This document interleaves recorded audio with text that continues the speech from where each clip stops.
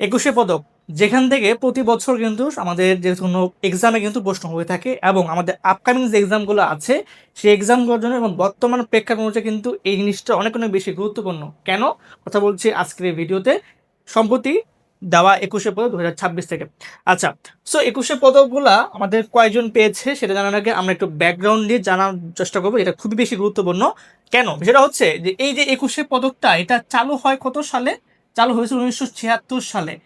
এই সালটা অনেক বেশি গুরুত্বপূর্ণ। এর সাথে একটা বেশি গুরুত্ব এটা হচ্ছে যে এই যে একুশের পদক এটা চালু করেছিলেন কে? চালু করেছিলেন হচ্ছে আমাদের শহীদ প্রেসিডেন্ট জিয়াউর রহমান। সো আমরা কিন্তু বুঝতে পারতেছি যে বর্তমান সময় প্রেক্ষাপটে কিন্তু এটা অনেক বেশি গুরুত্বপূর্ণ, এই জন্য এটা আমাদের মাস্ট জানতে হবে। এবং এই যে একুশে পদকটা, এই একুশে পদকটির একটা বিশেষত্ব আছে, এটা হচ্ছে দেশের দ্বিতীয় সর্বোচ্চ বেসামরিক পদক। সেক্ষেত্রে প্রথম প্রশ্ন হতে পারে যে তাহলে যে প্রথমটা কি বাংলাদেশের প্রেক্ষাপটে সর্বোচ্চ বেসামরিক পদকটা কোনটা? সেটা হচ্ছে স্বাধীনতা পুরস্কার। ঠিক আছে। আচ্ছা, আমরা একটা বিষয় জেনে রাখবো, সেটা হচ্ছে যে একুশে পদক এবং স্বাধীনতা পদক এই দুইটা পদকই প্রত্যাখ্যান করেছে একজন। তার নামটা কি? তার নামটা হচ্ছে বদরুদ্দিন উমর। ঠিক আছে। তো এই হচ্ছে আমাদের মোটামুটি একুশে পদক বা এই রিলেটেড কিছু ব্যাকগ্রাউন্ড তথ্য, এগুলো জানা উচিত আমাদের। ঠিক আছে। ওকে, সো আমরা এখন জানবো হচ্ছে যে এবছর কারা কারা একুশে পদক পেয়েছে। তো এখান থেকে একটা বিষয় ইম্পর্টেন্ট, সেটা হচ্ছে যে এবছর আমাদের 9 জন ব্যক্তি, ঠিক আছে, 9 জন ব্যক্তি এবং একটা প্রতিষ্ঠান বলতে পারি আমরা, বা একটা সংগঠন বলতে পারি আমরা। ঠিক আছে, অর্থাৎ 9 জন হচ্ছে ব্যক্তি, একজন হচ্ছে প্রতিষ্ঠান বলতে পারি চাইলে আমরা, যেটা আমরা দেখবো যে একটা ব্যান্ড প্রতিষ্ঠান আর কি, বা একটা ব্যান্ড দল। তো যাই হোক, টোটাল 10 জন হচ্ছে পেয়েছে, এই 9 আর 1 মানে 10 জন। ঠিক আছে।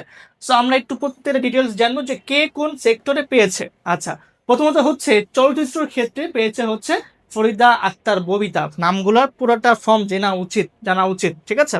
আচ্ছা, চারুকলার ক্ষেত্রে কি পেয়েছে? চারুকলার ক্ষেত্রে পেয়েছে হচ্ছে অধ্যাপক আব্দুল সাত্তার। আচ্ছা, আমরা এরপরে দেখবো যে হচ্ছে আমরা প্রত্যেকটা স্লাইডে হচ্ছে আমরা 2 জন করে শিখবো। ঠিক আছে। আচ্ছা, স্থাপত্য ক্ষেত্রে পেয়েছে হচ্ছে মেরিনা তাবাসসুম কিন্তু বর্তমান সেক্টরে খুব বেশি গুরুত্বপূর্ণ, যেখান থেকে কিন্তু আমাদের কিছু পরীক্ষায় প্রশ্ন হয়েছিল যে তিনি আসলে কেন পেয়েছিল। হ্যাঁ, এটা হচ্ছে খুদি বাড়ি। হ্যাঁ, খুদি বাড়ি এই প্রকল্পের জন্য তিনি মূলত হচ্ছে এই পুরস্কারটা পেয়েছিল, বা তিনি আসলে এই জন্য জনপ্রিয়। ঠিক আছে। ওকে, আমরা এরপর দেখবো যে হচ্ছে সঙ্গীতের ক্ষেত্রে। দেখো, সঙ্গীতের ক্ষেত্রে হচ্ছে আমাদের আইয়ুব বাচ্চু, তিনি হচ্ছে এবছর একুশে পদকটা পেয়েছে। আচ্ছা, আমরা এরপর দেখবো যে আমাদের আর কি সেক্টর আছে। দেখতে পাচ্ছি আমরা সাংবাদিকতায় হচ্ছে সাংবাদিক শফিক রেহমান, তিনি হচ্ছে এটা পেয়েছেন।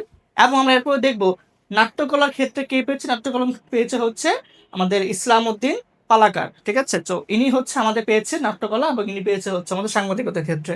ওকে, সো আমরা এরপরে দেখবো হচ্ছে আমাদের দুটো সেক্টর, এটা হচ্ছে শিক্ষার ক্ষেত্রে কে পেয়েছে? শিক্ষার ক্ষেত্রে পেয়েছে হচ্ছে অধ্যাপক মাহবুবুল আলম মজুমদার।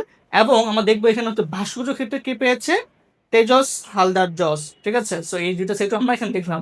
আচ্ছা, আমরা এরপর দেখবো হচ্ছে যে ব্যান্ড মিউজিক। আমরা বললাম না যে 9 জন ব্যক্তি এবং একটা প্রতিষ্ঠান, তো এই একটা হচ্ছে প্রতিষ্ঠান, যেটা হচ্ছে একটা ব্যান্ড মিউজিক ক্ষেত্রে কে পেয়েছে? ওয়ারফেস। ঠিক আছে, ওয়ারফেস একটা ব্যান্ড প্রতিষ্ঠান। সো এটাই হচ্ছে একটা প্রতিষ্ঠান বা একটা বাদ্য দল।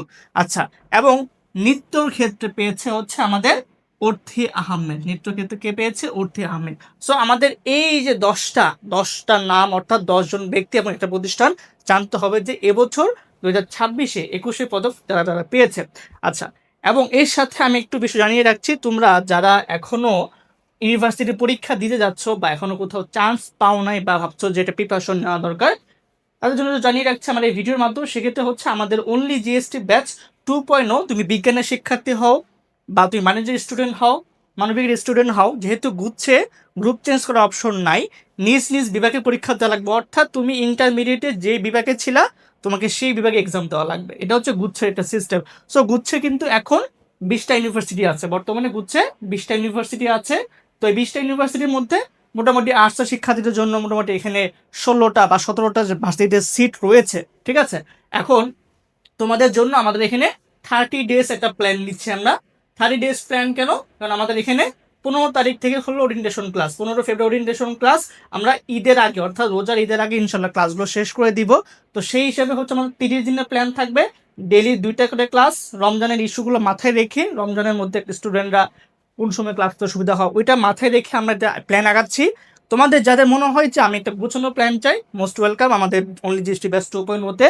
তো এখানে আমাদের কিন্তু ক্লাস থাকবে এমন মৌলিক জিকে, সাধারণ জিকে, সাম্প্রতিক সব থাকবে, বাংলা ইংরেজি থাকবে এবং মৌলিক জিকে প্রত্যেকটা সেক্টরের ক্লাস থাকবে। তুমি কিন্তু এখানে একটা এক্সাম ব্যাচও কিন্তু ফ্রি পেয়ে যাবা।